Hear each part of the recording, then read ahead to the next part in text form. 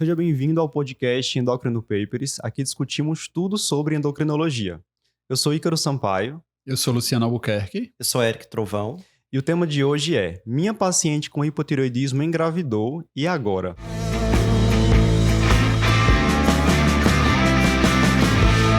Então, a gente sabe que a gestação é um período em que vão ocorrer várias alterações na fisiologia da tireoide.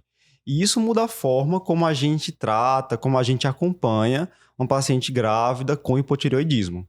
Então, acho que a gente já pode começar assim de forma bem objetiva falando quais são as principais alterações que ocorrem na fisiologia da tireoide na gestante. Isso, Ícaro, né? A gente precisa estar atento a essas alterações fisiológicas para a gente poder interpretar, né, inclusive a própria função tireoidiana daquela paciente. Então, fisiologicamente, a gente sabe que uma das maiores interferências na fisiologia normal da tireoide vai ser o beta-HCG, né, produzido pela placenta. Porque ele tem na sua estrutura uma homologia com o TSH. Ambos são hormônios glicoproteicos e que têm estruturas semelhantes. Então, o HCG ele é capaz de se ligar ao receptor do TSH na tireoide e estimular essa tireoide como se fosse o próprio TSH. Né? E ao fazer isso, inclusive, a tireoide da mulher gestante pode aumentar um pouco, você pode ter um bócio devido a esse hiperestímulo, começa a produzir mais hormônio tireoidiano, e aí, claro, o que vai acontecer? Com o feedback na hipófise, os níveis de TSH tendem a cair um pouco para tentar compensar isso. Na maioria das mulheres vai ter uma certa compensação, mas se essa mulher já tiver alguma doença prévia da tireoide, pode ser que isso realmente leve a alguma alteração da função tireoidiana, ou se você tiver excesso de HCG, como acontece, por exemplo, na hiperêmese, você pode acabar tendo o que a gente chama de hipertireoidismo transitório da gestação. Né? Mas essa não é a única alteração. Existe também a questão da TBG, que é a globulina ligadora de hormônios tireoidianos, que a gente sabe que pelo hiperestrogenismo, ela vai estar sendo sintetizada em maior quantidade. A gente sabe também que ela é menos degradada. Ela é mais sintetizada e ela é menos degradada na mulher grávida. Então, você tem mais TBG. E se você aumenta a TBG, se você dosar os níveis totais de hormônios tireoidianos, T4, T3 total, eles vão estar altos. Né? Então, isso pode falsear aí, se você não estiver atento a essa alteração, né, atrapalhar na hora da sua avaliação. E é um período em que há uma grande demanda por hormônios tireoidianos, né, pelo feto. Então, a gente tem até a 14ª, acho que 16ª semana, uma dependência quase total. Daí a importância da tireoide produzir mais hormônio do HCG agilar. Isso não é à toa. Isso é a fisiologia. Isso é fisiologia. Né? Isso é preciso que isso aconteça por causa do feto. E além de aumento na demanda, a gente tem uma maior inativação também de hormônios tireoidianos na placenta, né? Ela tem a deiodinase, tipo 3. Né? E a deiodinase tipo 3 da placenta, que não deixa de ser uma proteção, para no caso, se você tiver excesso de hormônio tireoidiano da mãe, isso não passar para o feto, né? Mas, ao mesmo tempo, isso degrada mais hormônio tireoidiano e aumenta a demanda da tireoide produzir mais. Mais uma vez, a importância da gente ter o HCG ali, hiperestimulando essa tireoide. Ela permanece aí no estado de hipertireoidismo fisiológico, né? Para tentar atender essa demanda aumentada. Isso. É como se tivesse trabalhado pelos dois, né? A gente brinca muito que gestante está comendo pelos dois, aí a tireoide da gestante está trabalhando pelos dois, pelo menos até essa 14ª, 16ª semana vai ser nessa linha aí de raciocínio. Até a tireoide do feto, né, tá pronta para assumir. É interessante a deiodinase, a gente pensar na deiodinase mais nessa linha de proteção, né, do que como de inativação, né? Porque quando você pensa em proteção, você até associando a história do hipertireoidismo, você sabe que no hipertireoidismo aumenta também um pouquinho a função da deiodinase, aí ajuda você a raciocinar nesse sentido, né? Então a deiodinase tem essa finalidade aí de proteção, a D3 no caso. E uma coisa interessante, a partir do momento em que a gente tem essa formação da tireoide fetal, é a necessidade de iodo materno para que o feto possa sintetizar seus próprios hormônios tireoidianos. Além disso, além dessa maior necessidade de iodo pelo feto, a gente sabe que existe um aumento da filtração glomerular na gestante. E isso ela vai fazer com que ela perca iodo, né, por via renal. Então, o pool materno de iodo, ele é alterado na gestação, né? É daí que vem aumento de necessidade, que é o que a gente vai até discutir. Eventual, né? Mas assim, lembrar que a nutrição fetal vai passar pela mãe, obviamente, né? Ele tá ainda ali e o cordão umbilical tá ligando diretamente nesse sentido, né? E são justamente essas alterações na fisiologia que às vezes tornam difícil a interpretação da função tireoidiana na gestante, né? Saber se o TSH está no alvo, se é um hipotireoidismo, se é um hipertireoidismo ou é um TSH fisiológico suprimido. Então, qual o valor de referência na prática clínica adotado de TSH na gestante? Depende. Aí você vai depender da literatura. Se a gente for na linha de, tô lendo o guideline, tô seguindo o guideline, o guideline em geral, ele pede para você reduzir o limite inferior em 0,4, reduzir o limite superior em 0,5. Tinha algumas pessoas veem em alguns laboratórios aquele valor de referência por semestre, né? Trimestre. Que por trimestre, perdão. Mas que a gente na prática pode usar, que o normal é de 0,1 a 4, vamos dizer assim, né?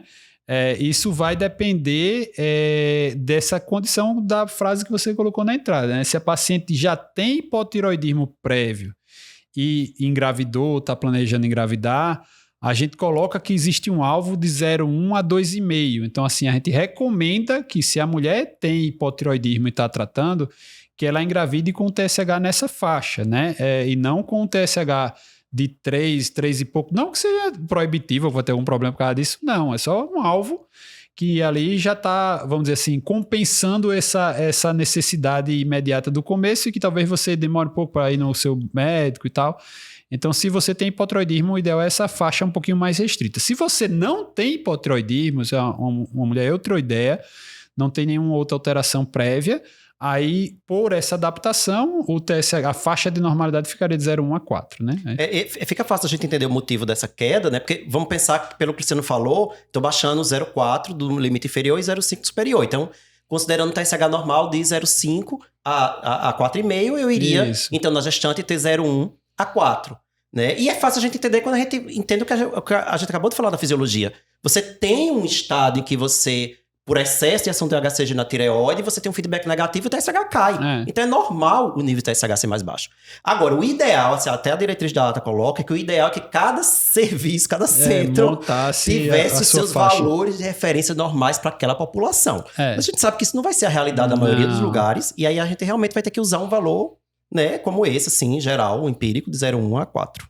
Então, se chegar hoje uma gestante aí, primeiro trimestre, fez um TSH que entrou aí no bolo dos exames de pré-natal. O valor de referência que eu vou adotar é esse, de 0,1 a 4. Isso, fechado? Qualquer trimestre, porque antigamente tinha... Luciano citou. Tem laboratório hoje em dia. E ainda vai, você vê no 2,5, 3, 2,5, 3, 3,5, e cada um fica meio bagunçado ali a história, né? Mas... Se a gente for pegar o pé da letra, o cara coloca até esse valor da referência do T4, a subida do T4 por semana, a partir da 6ª semana até a 16ª, sobe 5% por semana. E no final, né, soma 50% de aumento do T4 são 10 total. semanas aumentando, né? 10 vezes 5, 50. A continha lá da matemática. Mas isso aí também é uma coisa ali muito... que você está generalizando o individual, que aí não dá para fazer isso, né? Tá. É uma coisa que eu acho que vale a pena... Porque a gente tá falando aqui T4 total, TBG, talvez o povo em casa esteja dizendo, e o T4 livre? Sim. Né? E aí, o T4 livre da gestação? Porque como você tem um efeito, geralmente a gente aprende isso, né? Como você tem um efeito na TBG, do estrógeno, que vai ter na gestação, se você aumenta muito o TBG, né, isso vai falsear o T4 total, por isso que a gente não dosa a fração total para diagnóstico de disfunção tireoidiana, a gente dosa o livre. Na grávida, a gente só tem que ter um cuidado, porque as técnicas que a gente usa, as técnicas laboratoriais que a gente usa geralmente para dosar esse hormônio na gestante, elas são falhas.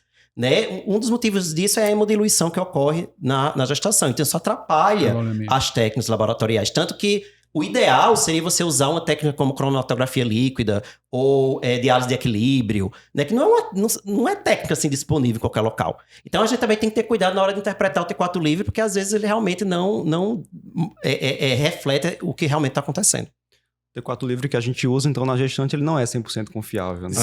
Se você tiver a possibilidade de fazer por essas metodologias mais precisas, aí dá para fazer. Mas, no geral, se recomenda até que você acompanhe com o T4, assim, colocando ideias gerais, desde que você faça essa adaptação nos valores de referência. Tá, vamos imaginar, então, 2 cenários bem práticos aqui. O primeiro vai ser de uma paciente que tem hipotireoidismo e engravida, e depois a gente vai falar sobre aquela paciente em que foi diagnosticado o hipotireoidismo durante a gestação. Então, inicialmente, o que fazer com a paciente que tem hipotireoidismo e descobre estar grávida? Aumentar a dose da levotiroxina que ela está tomando, né? Assim, exatamente. Essa aí é a primeira resposta rápida, né? Beta positivo. Positivo. Inclusive, eu acho que tem que orientar previamente, isso. né? A mulher numa faixa de idade fértil, se você está tratando, você tem que dizer, olha, minha filha, se você descobrir gravidez, aumente a dose do seu remédio. Você escolhe 2 dias na semana, toma 2 comprimidos. Pronto. É uma forma, porque geralmente você aumenta de 20% a 30%. Ou você aumenta todo dia, Né? Então, por exemplo, para sentar usando 75, você aumentar 30%, vai aumentar para 100 diário. Ou essa dica que o Luciano deu. Você, 2 dias da semana, ela toma 2 comprimidos. Né? E aí também já vai ser. Lembrar a mesma ideia que a gente acabou de dizer, que é a da placenta expressa deonase tipo 3. Então, se você passar um pouquinho da conta, não vai fazer mal.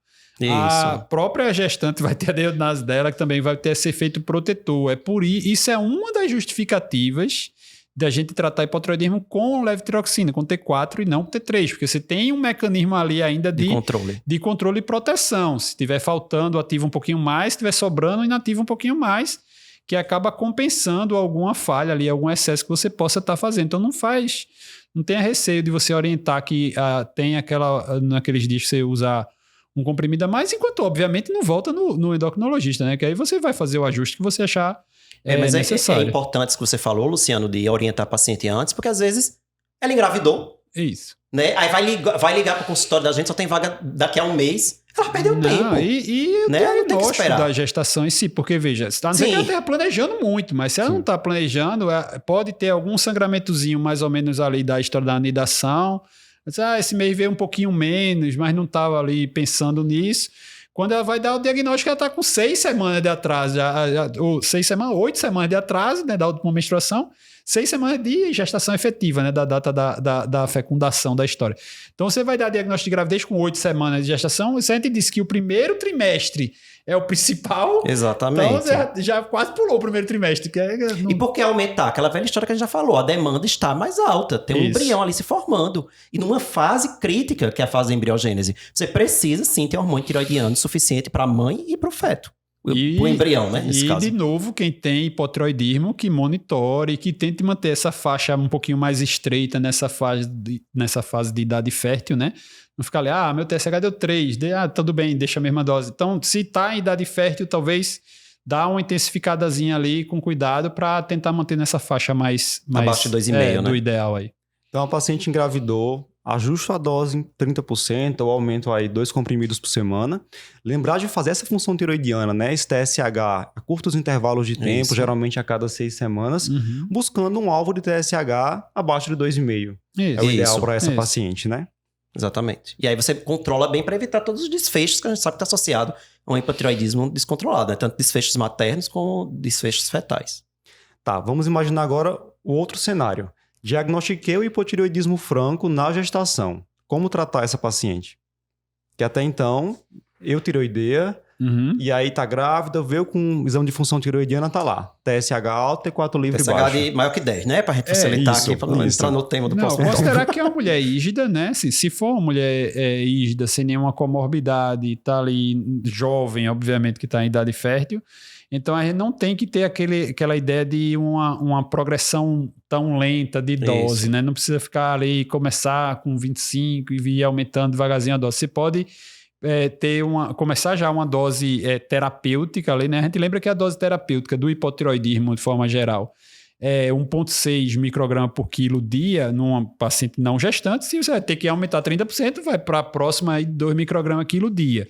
E aí você pode começar a dose e depois checar como é que está acontecendo. Obviamente que com essa orientação, você está usando levotiroxina, tem ali uma possibilidade de que essa dose seja um pouquinho acima do que você precisa, para também ninguém ficar desconfiada da sua conduta ou que depois o exame dê alterado e diga, tá tudo errado, vou parar tudo, porque isso acontece, né?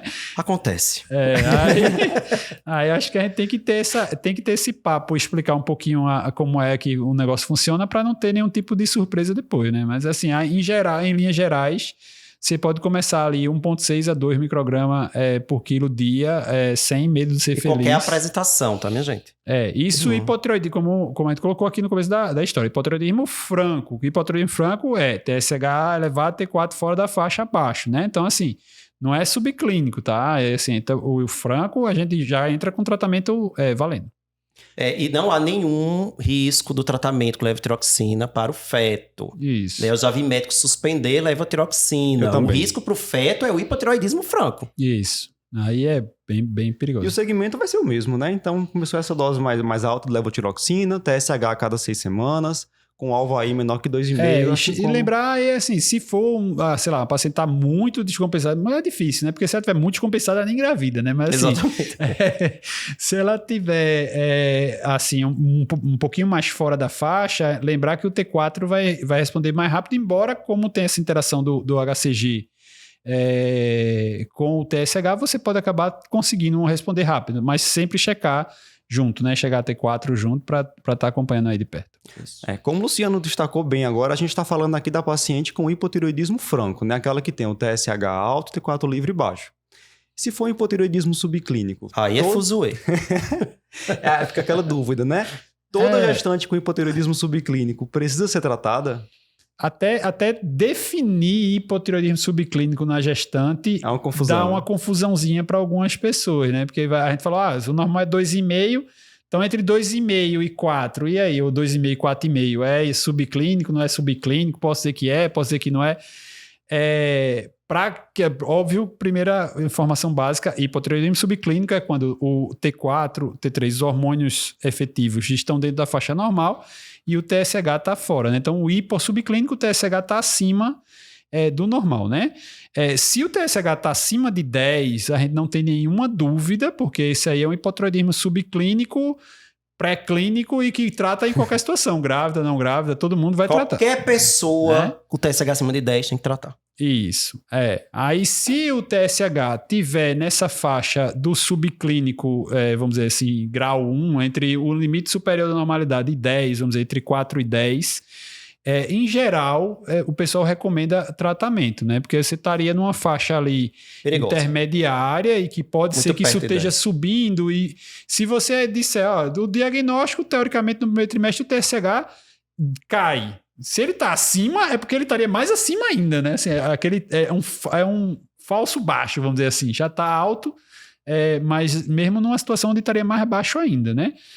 O grande mistério é o paciente que fica ali entre 2,5 e 4, aí vai ter que ver se tem anticorpo, se não tem anticorpo, se está progredindo, se não está progredindo, como é que fica aí essa história, né? Eu acho que a grande controvérsia no hipossubclínico é o seguinte, até existe evidência de que o hipossubclínico, assim como o hipotireoidismo franco, né, está associado com parto prematuro, abortamento, existe aí uma possível associação também com deficiência intelectual, só que a evidência, quando a gente vai ver de que o tratamento com levotiroxina muda esse desfecho, aí já é mais controversa, né? Essa informação já é mais controversa. Vamos lá, né? Assim, a gente tem que lembrar que qualquer coisa que a gente for interferir em gestação já é difícil, porque os estudos já vão ter um N muito menor, você tem que pegar os grupos para juntar essas gestantes e tal. Então vai ter um trabalho muito grande aí, metodologicamente falando, já é difícil. Hipotireoidismo, então, é que danoso, porque você, assim, em geral, as alterações relacionadas à tireoide, a não ser que seja um hipotireoidismo franco, evidente, para mixedema, aí óbvio que vai ter um desfecho imediato, entendeu? Mas aí você falar, tem um impacto no potencial intelectual, e qual é o controle? Como é que você vai comparar com o quê? Assim, você não tem muito... É até difícil você definir o que é um hipossubclínico. Só o fato da definição ser difícil já atrapalha no desenho dos estudos. Aí é muito difícil conseguir fazer um estudo que mostre isso. Então, em geral, cai um pouquinho nessa linha do bom senso, como a gente falou, né? Então, assim, acima de 10, ele vai progredir. Acima de 4... Se tem anticorpo positivo ou ultrassom alterado, meio que assim, recomenda fortemente que você trate. Se não tem só o TSH alterado, aí vai cair naquele pode tratar, deve tratar, né? Assim, por isso que usa essas terminologias na metodologia científica relacionada ao nível de recomendação baseado no nível de evidência científica, né? Então, assim, deve ser tratado, pode ser tratado, esses termos a gente tem que se habituar a eles também, assim, na rotina, né? Existem estudos, um clássico foi a história do estudo publicado na New England, ele mostrou que não teria impacto, assim, dessa história de você tratar ou não tratar, mesmo na paciente que tinha histórico de abortamento e anticorpo positivo, né? Mesmo nessa faixa. Só que a maioria dos pacientes, na verdade, tinha um TSH ali muito próximo de 4, né? Então, assim, mesmo as pacientes que teoricamente doentes, era muito pouco doente, né? Acho que só tinha 20 pacientes com TSH acima de 10. Aí como é que você vai dizer que não vale a pena tratar um N muito pequeno, né? Você não tem como você ver isso. É complicado. A diretriz, inclusive, saiu a diretriz da ATA em 2017, né? E que aí ela pega até esses pacientes entre TSH entre 2,5 e 4 e diz, se o anticorpo for positivo, você pode. Considere. Pode. Né? Se você tem entre 2,5 e 4 anticorpo é negativo, você não trataria. E aí depois vem esse estudo da New England que o Luciano falou. Que mesmo com anticorpo positivo... Que mesmo com anticorpo positivo não teve benefício. Será que eles vão mudar a diretriz? Ou seja, é tudo muito... Não, o Alexander, que é o primeiro autor da diretriz, ele teve aqui... Não teve, né, presencialmente, mas teve com a gente dando aula no congresso. Online. E a opinião dele é não tratar, né? Baseado exatamente nessa evidência forte desse artigo publicado na New England, é que essa faixa entre 2,5 e 4 não mereceria tratamento, independentemente do anticorpo. Mas, assim, não está escrito em canto nenhum, né? Então, assim, como a gente acabou de falar por aqui, se não está escrito, você pode tomar como conduta pessoal a possibilidade de que pode, porque o pode ser, você vai combinar com o paciente, né? Vai ver o caso, sei lá. Considerar tratar, né? Chegou a paciente, tem um histórico de abortamento, teve uma dificuldade para engravidar, porque tem hipotiroidismo, tem Hashimoto, tem essa dificuldade toda. Um monte de história de abortamento. E a família não consegue, não sei o que, tá ansiosa, expectativa danada. Não, meu filho, não vou tratar não, porque o gajo... você não tem. Você tem que individualizar, tem que cuidar. Tem que direcionar. Eu, na minha prática, geralmente, entre 4 e 10, a minha tendência é de tratar, né? Entre 2,5 e 4, a minha tendência é de não tratar independente de anticorpo, né? Não sei se depois de novas evidências vão mudar minha opinião. Eu acho que essa faixa de 2,5 a 4 cabe tranquilizar e ver e sentir o... E sentir. Agora, isso aí pode acontecer mesmo. Chega, a mulher teve uma história de 3 abortamentos. Agora tá lá o desespero e a GO mandou, o obstetricista mandou porque tá ali de 3 o TSH. Eu vou tratar. Aí, nesse caso, eu trato. Porque depois aborto de novo e vão dizer que a culpa é minha. Lembrar que é importante a repetição, né? Se dizer, chegou o primeiro exame, você sempre confirmar aquela alteração, né? É óbvio que a gente está falando de uma paciente que não teve diagnóstico antes, entendeu? Se ela já tinha um diagnóstico prévio, você ajusta a faixa que você quer. Mas se ela não tem diagnóstico, aí você repete o exame para confirmar e aí vá sentir se você vai tratar ou se você vai iniciar tratamento para ela ou não. Mas lembrando que isso aí, assim, a evidência atual é que essa faixa não tem benefício comprovado de que vai Agora ter... também, se você decidir tratar, por exemplo, o paciente tá, o exemplo que eu dei de 3, você tem que chegar abaixo de 2,5. Às vezes 12,5 de levotiroxina resolve e não vai fazer mal. Isso. Então também não é algo que vai botar a saúde da mãe nem do feto, muito menos do feto, de novo, porque tem a proteção da placenta. Não vai colocar em risco. Lembrar de otimizar tudo. Aí vai ter que ver a história da reposição vitamínica, se está adequado ou não, se ela está tomando direitinho ou não. Para checar essas coisas, às vezes, né? Então, assim, só para organizar o raciocínio de quem está acompanhando a gente. O que essa diretriz, esse guideline da ATA 2017 recomenda, assim, dividindo os pacientes em 2 grupos. Aquela gestante anti-TPO positivo, com TSH aí entre 2,5 e 4, considerar tratamento. Maior que 4, recomenda tratar. Isso. Anti-TPO negativo, entre 2,5 e 4. Tranquilo, não não precisa fazer nada. Tratar. 4 e 10, talvez considerar tratamento. Maior que 10, deve tratar. Maior que 10 sempre. Trata do jeito. Mas aí você vai usar o bom senso, né? Visualizar cada caso. E muitas vezes eles até sugerem começar uma dose um pouco mais alta, né? Então, talvez aí 50 microgramas de levotiroxina. Isso. Lembrar, daí a gente falou da vitamina, lembrar que tem biotina no meio da história. Bem lembrado da biotina. Tem que checar se a mulher estava tomando polivitamínico na época, se pode ser... O que é bem frequente, né? A gestante está usando polivitamínico. É esse que é o contexto. Tipo, a mulher nunca teve diagnóstico, aí chegou lá com um exame, TPO negativo, tração tireoide bonitinha, não tem nada, aí o TSH tá alterado, só o TSH alterado, repete, suspende a vitamina 2-3 dias e faz o exame. Não tem... Para pessoal que não está habituado, né, até que no endócrino vive muito, biotina é um hormônio que atrapalha, uma substância, uma vitamina que atrapalha muito a dosagem hormonal da função tireoidiana, né? Você pode alterar completamente, então, num exame esquisito que chegue, sempre perguntar. O gestante ou não gestante, tá usando biotina, e aí se tiver, você suspende aí 2 dias, faz o teste e repete, e se for a biotina vai vir normal. E assim, já que a gente está falando de controvérsia, né? Se tem um ponto de muita controvérsia é hipotiroxinemia isolada na gestante, né? Então, como que a gente vai conduzir os casos de hipotiroxinemia isolada na gestação? Primeira coisa, a gente tem que definir o que é hipotiroxinemia isolada, né? Aquela paciente que tem aí o TSH normal e um T4 livre abaixo do percentil 5 ou percentil 2,5, de acordo com o guideline, né? Então, T4 livre baixo com TSH normal. Isso. Mais uma vez, a gente vai entrar numa área de controvérsia, porque tem estudo mostrando que possivelmente essa hipotiroxinemia é associada a um impacto negativo do ponto de vista intelectual para o bebê, só que também não tem evidência de que suplementar a levotiroxina vai mudar esse desfecho, né?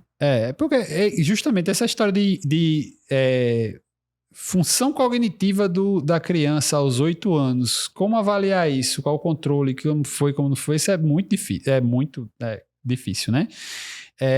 Mas assim, de novo, esse mesmo estudo grande da New England foi publicado depois do guideline, mostrou, nesse estudo não teve benefício nenhum em tratar hipotiroxinemia isolada, né? Então, se a gente for falar de recomendação atualmente, não tratar, né? Hipotiroxinemia isolada, de novo, vamos de novo, né? Sei lá, a paciente tinha um tumor da hipófise, tratou o tumor da hipófise, e aí apareceu com o TSH normal, T4 baixo, ela tem hipotiroidismo central. Então, assim, é coisa completamente diferente, né? Não vamos misturar bolas aí na história, né? É óbvio que aí você ia ter outras condições associadas, mas assim, numa paciente que não tem histórico de nada e que apareceu na gestação com um TSH normal, um T4 baixo, né? T4 livre. E aí tem que ter um cuidado também, até nesse diagnóstico, que a gente já tinha falado na parte de laboratório, que o T4 livre não é 100% confiável. Isso. E aí, será que aquele tá certo? Será que isso é um problema mesmo ou é um erro laboratorial? Ainda tem isso? No começo pela hemodiluição. Isso. Complicado. Eu não costumo tratar hipotiroxinemia isolada. Né? A recomendação é essa, né? Mas assim, de novo, bom senso. Chegou a paciente com um exame desse padrão, TSH normal, T4 livre baixo. Repete os exames, faz em outro laboratório. TSH, o T4 total, faz anticorpo. Vê se tá com biotina. E aí veio isso aí, né? Há até uma teoria de que essa hipotiroxinemia ela iria surgir num paciente que tem uma deficiência de iodo e por isso há uma mudança no padrão secretório da tireoide que passa a secretar preferencialmente T3 e não T4, por isso que o T4 está baixo, mas como a formativa está sendo produzida, não traz nenhum problema. Não traz maiores problemas. Então, agora, até o guideline do europeu, ele recomenda tratar no primeiro trimestre, né? Mas eu acho isso... Porque a ideia é a mesma história. É como se fosse, o primeiro trimestre é a hora mais importante do mundo. Como a placenta tem o efeito protetor... Aí dá uma 12,5 ali de levotiroxina. Se eu der uma dosezinha aqui e for excesso, não vai ter problema, entendeu? O que a ATA recomenda é não tratar de rotina. Isso. Individualizado. É o que eu faço na minha rotina. Perfeito. Então, hipotiroxinemia isolada, não tratar de rotina. E já que você falou de iodo aí, né? Sim, já que a gente está falando de que deficiência de iodo está possivelmente associada com hipotiroxinemia, a gente vai entrar também em mais uma questão controversa, que é quando suplementar iodo para paciente gestante. Toda gestante necessita de suplementação com iodo? A gente acabou de discutir que na gestação há um aumento da necessidade de iodo, aumentar geralmente de 150 para 250 microgramas dia. E a ATA recomenda, lá nos Estados Unidos, recomendam que toda gestante tenha suplementação. E aqui no Brasil, como é que a gente vai utilizar essa recomendação?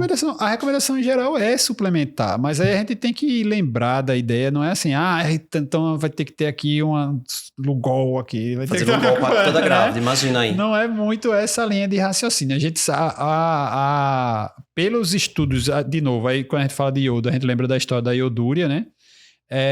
Os estudos no Brasil mostram que existe uma deficiência leve, pelo menos o último que saiu, mas está sendo reestudado sempre. E aí cabe novamente essa história da individualização. A gente tem até um colega aí que vai brilhantemente defender seu doutorado. E que aí a gente vê como é que é a realidade local, né? É óbvio que aí você vai dizer, no SUS vai ser uma coisa, no privado ser outra. Talvez seja, mas é uma coisa populacional. Por isso que é a ideia.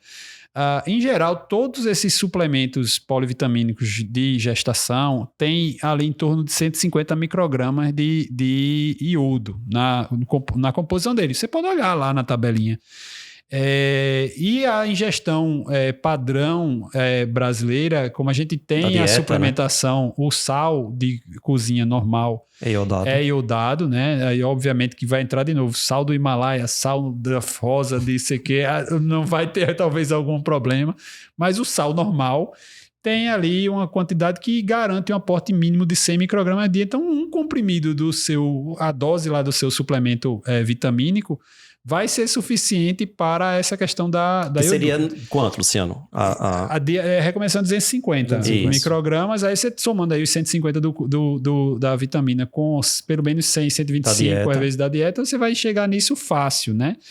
Aí lembrar aquelas interferências que às vezes você pode, óbvio, que a gente está falando da gestação, que está tendo todo um acompanhamento ao redor, mas a gente sabe que esse excesso de iodo, deficiência de iodo, vai atrapalhar também a questão funcional mesmo da glândula também em si, né?